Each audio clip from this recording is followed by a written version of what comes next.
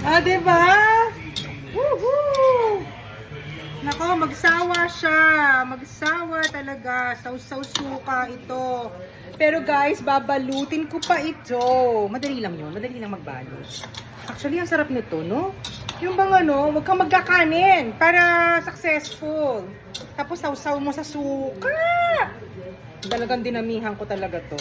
Siguro sobra-sobra to sa isang meal, syempre naman, ano. So, pagdating ni Sir Chief, ayan. Effort ito, F as in effort. Kasi, hindi naman ako nagluluto.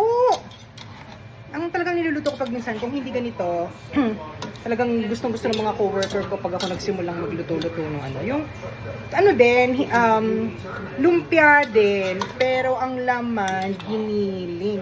Ako, natutunan ko yun doon sa ex-mother-in-law ko. So, yung giniling niya, so may kasama pang mga corn yun. Tapos may kasama pang may itlog. O, pwede na, no? Tingnan nyo, pwede na, no? Okay na to. Babalutin ko na to. Okay, guys. Mamaya, babalutin ko. Mamaya, end product na.